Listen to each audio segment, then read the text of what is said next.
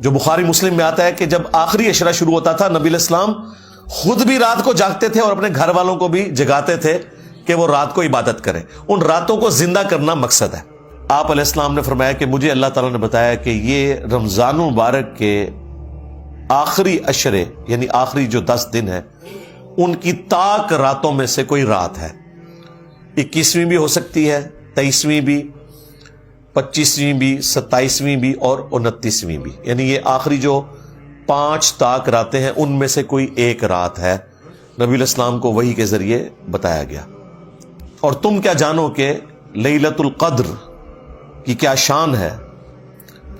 یہ تو وہ رات ہے لیلۃ القدر جو 1000 مہینوں سے افضل ہے. یعنی اس رات میں عبادت کرنا 1000 مہینوں آلموسٹ 90 سال کے قریب بنتا ہے. یہ عرصہ اس سے افضل ہے.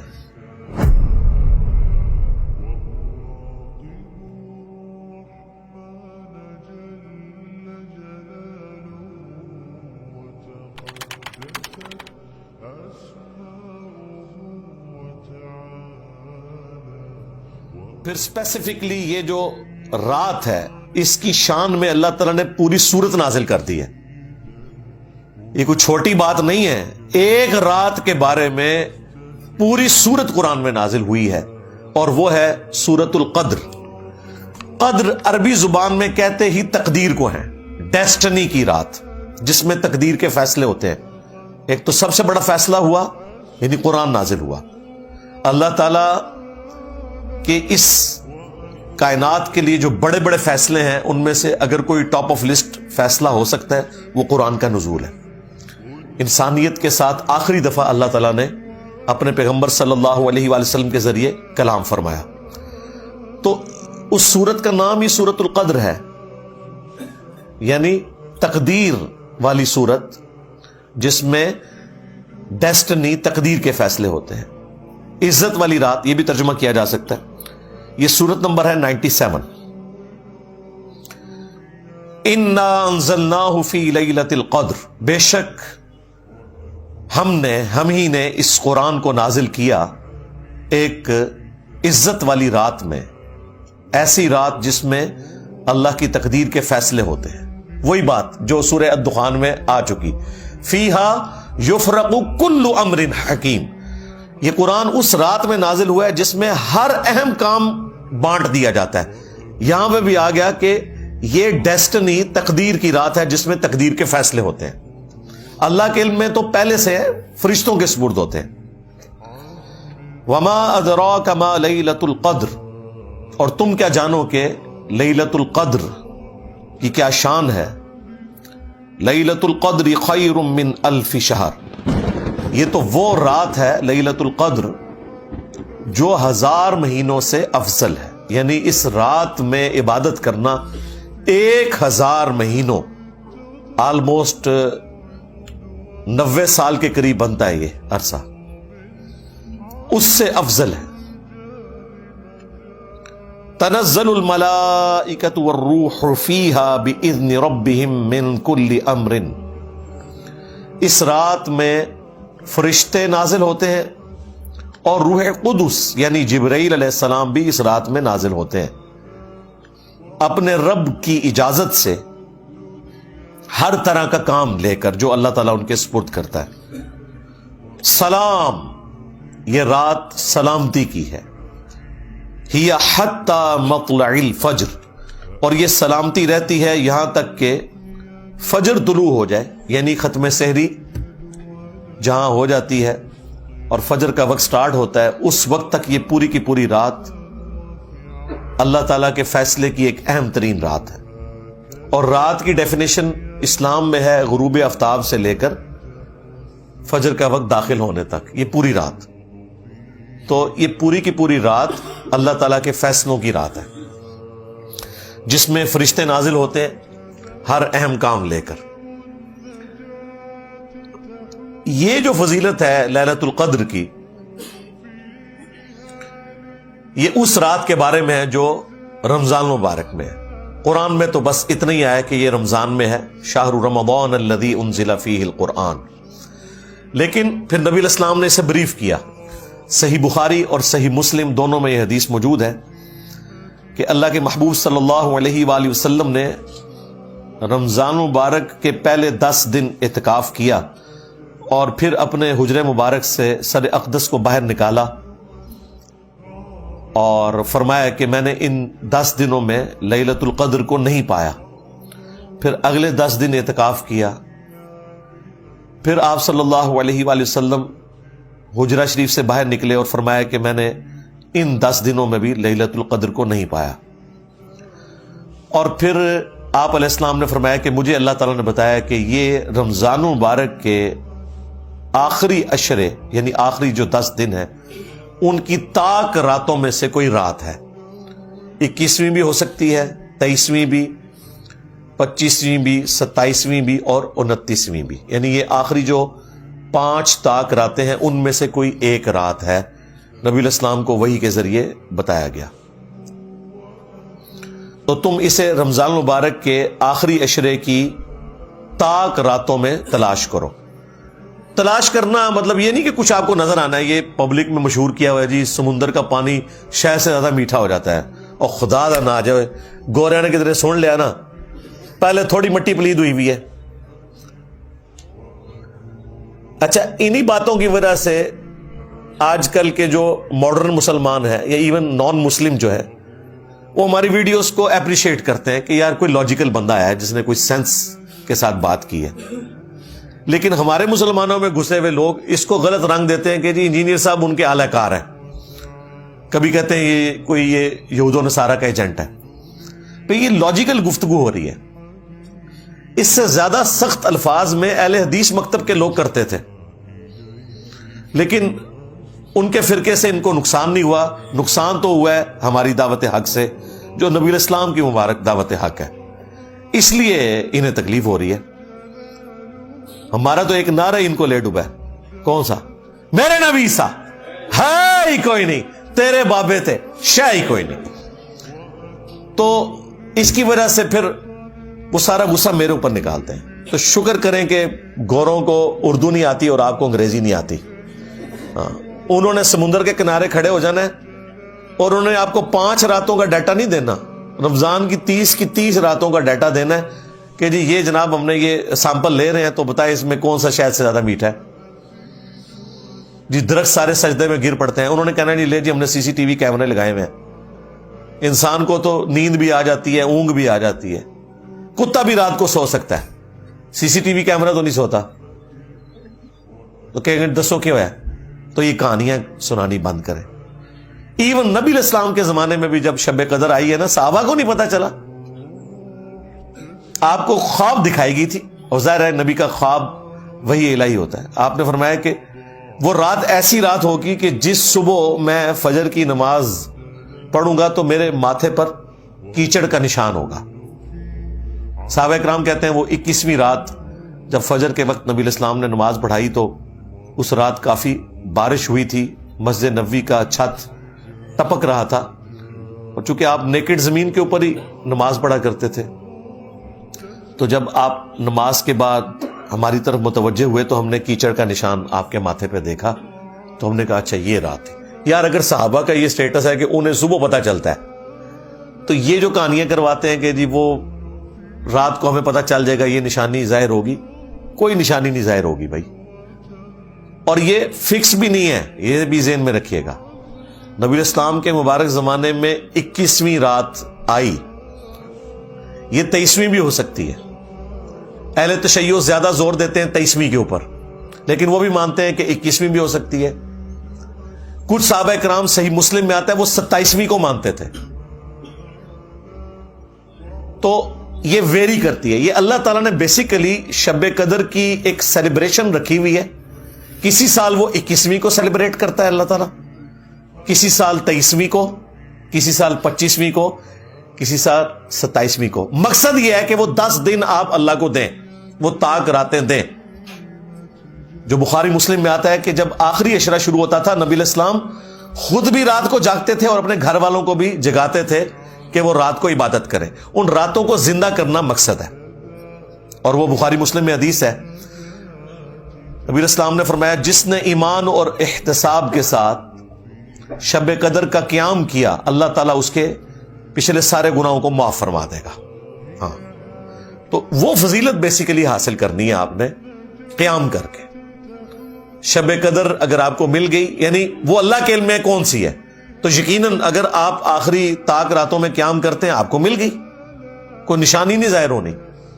اور یہاں تو چاند کا بھی جھگڑا رہتا ہے. بہتر یہ ہے کہ آپ آخری 10 کے 10 دن ہی کریں بلکہ پورا رمضان اہتمام کریں کہ رات کا قیام کریں. اور وہ بھی بخاری مسلم میں اسی حدیث میں ہی آتا ہے کہ جس نے ایمان اور احتساب کے ساتھ رمضان کا قیام کیا اس کے بھی پچھلے سارے گناہ معاف, اور جس نے ایمان اور احتساب کے ساتھ رمضان کے روزے رکھے اس کے بھی پچھلے سارے گناہ معاف. یہ تینوں باتیں شب قدر, قیام اللیل اور رمضان کے بارے میں ایک ہی حدیث میں.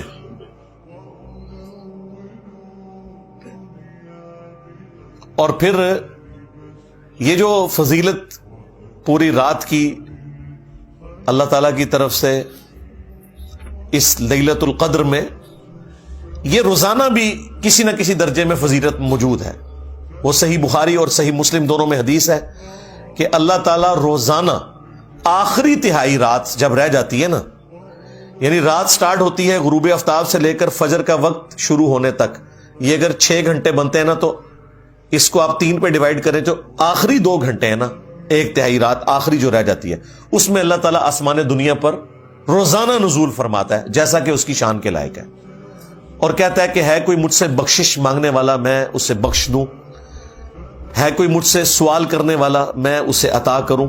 اور اللہ تعالیٰ کی طرف سے یہ مسلسل ندا آتی ہے یہاں تک کہ فجر کا وقت داخل ہو جائے. یہ روزانہ کے لیے. اچھا, اس میں بعض لوگ پوچھتے ہیں کہ جی وہ رات کی ٹائمنگ تو پوری دنیا میں مختلف ہے, اس طریقے سے شب قدر بھی. بھائی آپ اپنے علاقے کو فالو کریں گے, یہ ساری چیزیں سمبولک ہیں, یہ فزیکل چیزیں نہیں ہیں, یہ ذہن میں رکھیے گا. لہذا یہ کہنا کہ جی آخری تہائی رات پاکستان میں تو اس وقت ہوتی ہے تو 2 گھنٹے کا فرق تو سعودیہ کے ساتھ ہے کیونکہ ہم GMT+5 میں ہیں اور وہ GMT+3 کے اندر ہیں, اور پھر طاق اور جفت کا بھی فرق آ جاتا ہے اگر آپ لیلۃ القدر کی بات کریں. ان چکروں میں آپ نے نہیں پڑھنا, ان کا کوئی لینا دینا نہیں اس کے ساتھ, کیونکہ یہ ساری کی ساری چیزیں اللہ تعالیٰ کے ڈیوائن پلان کا حصہ ہے. اس کا فزیکل ورلڈ سے کوئی تعلق نہیں ہے سوائے اس کے کہ ہم نے رسپانس کرنا ہے. باقی اللہ تعالیٰ آسمان دنیا پر نزول فرماتا ہے, اس کی کوئی تمثیل بیان کر سکتا ہے؟ مجھے بتائیں. لیس کمثلہ شیء وہو السمیع البصیر, اللہ کی مثل کوئی شے نہیں ہے اور وہ سننے والا دیکھنے والا. اس کی مثال تو کوئی نہیں بیان کر سکتا. اس کے جو اصل معنی ہے وہ اللہ کے علم ہے. ہمارے لیے یہ ہے کہ وہ دعاؤں کی قبولیت کا وقت ہے, دیٹس آل. باقی ہم نے تو اس کے بھی شارٹ کٹ رکھے ہوئے ہیں. صحیح مسلم میں حدیث ہے, سیدنا عثمان رضی اللہ تعالیٰ عنہ علیہ السلام نے روایت کی ہے. وہ کہتے ہیں کہ اللہ کے محبوب صلی اللہ علیہ وآلہ وسلم نے فرمایا جس نے عشاء کی نماز جماعت سے پڑھی اسے اللہ تعالیٰ آدھی رات کا قیام کرنے کا ثواب دے دے گا, اور پھر اگر اس نے صبح فجر بھی جماعت سے پڑھ لی تو پوری رات کے قیام کا ثواب. یعنی اگر آپ رمضان المبارک میں عشاء اور فجر جماعت سے پڑھ لیں, اس حال میں کہ آپ کی کوئی رکعت فوت نہیں ہونی چاہیے, یہ ذہن میں رکھیے گا. جماعت سے مراد نہیں کہتا یہ آتے جا کے مل جاؤ اینڈ تے, نہ, رکعت نہیں فوت ہونی چاہیے. شریعت میں جماعت ملنا ہے, رکعت فوت نہ ہو. اور رمضان میں یار کوئی مشکل کام نہیں ہے. فجر زیادہ مشکل ہوتی ہے, وہ تو ساری کے وقت ویسے ہی لوگ اٹھے ہوئے ہوتے ہیں. ایک مسجد سے جماعت رہ جائے دوسری میں چلے جائے, آپس میں بھی ٹائمنگ کا فرق ہوتا ہے. تو یہ شارٹ کٹ ہے صحیح مسلم میں کہ جو رات کو عشاء اور صبح فجر پڑھ لے جماعت کے ساتھ, پوری رات کے قیام کا اسے ثواب مل جائے گا. یہ شارٹ کٹس جو ہیں وہ ہمارے جیسے جو کمزور لوگ ہیں ان کے لیے بہت بڑی نعمت ہے. اور یہ شارٹ کٹس اسپیشلی اللہ تعالیٰ نے اپنے محبوب صلی اللہ علیہ وآلہ وسلم کے ذریعے ہمیں اس لیے دیے کہ کوئی بہانہ باقی نہ رہے. اسی طرح کا ایک شارٹ کٹ صحیح مسلم میں رپورٹ ہوا ہے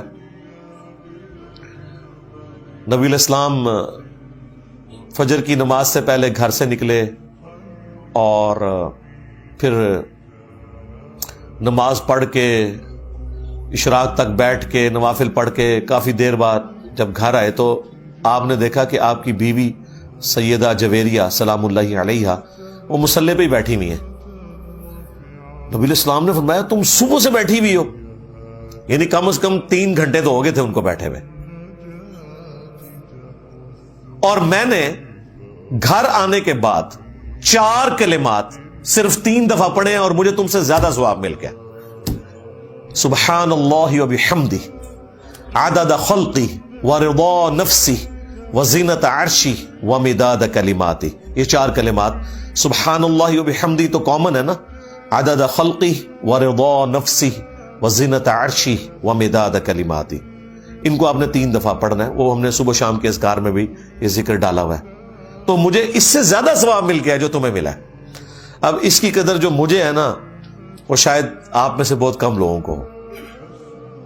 میرے لیے تو سیکیورٹی ایشوز کی وجہ سے مسجد میں اشراق تک بیٹھنا آلموسٹ امپاسبل ہو چکا ہے.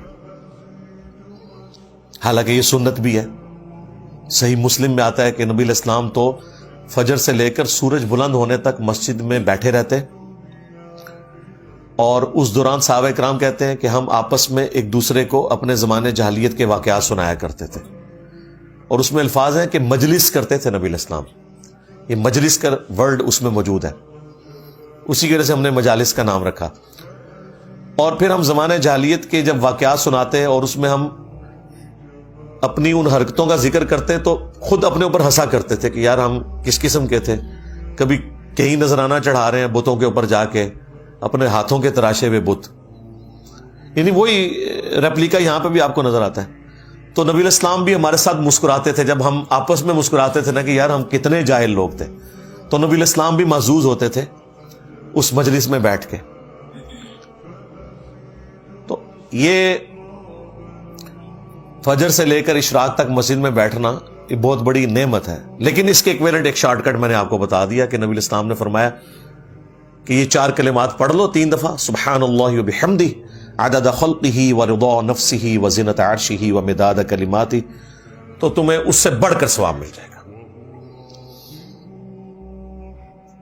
ایک اور شارٹ کٹ صحیح مسلم میں, اور یہ حدیث صرف مسلم میں نہیں ہے, یہ ترمذی میں, ابو داؤد میں, سنن نسائی میں, ابن ماجہ میں, یعنی جو اہل سنت کی مین سٹریم کی 6 کتابیں ہیں, بخاری کو چھوڑ کے باقی 5 کتابوں میں یہ حدیث موجود ہے, اور مشکات میں تو ظاہر ہے موجود ہے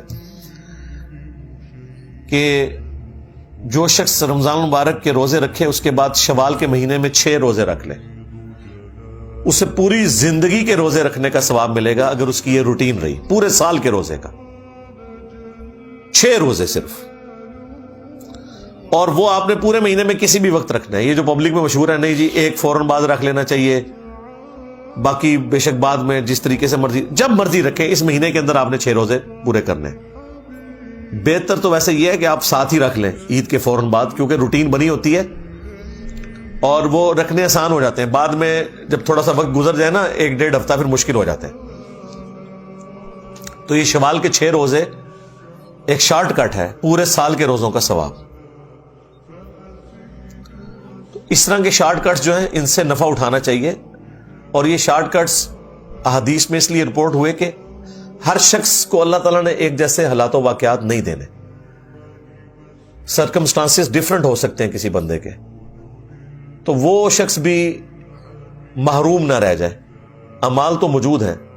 دیکھیں لوگ کہتے ہیں کہ زیادہ علم حاصل کریں گے تو مشکل میں پڑ جائیں گے, زیادہ علم حاصل کریں تو آپ کو دین میں آسانیاں پتہ چل جائیں گی, مشکل میں کہاں سے پڑھیں گے. تو یہ کتنی بڑی آسانی ہے کہ آپ اتنا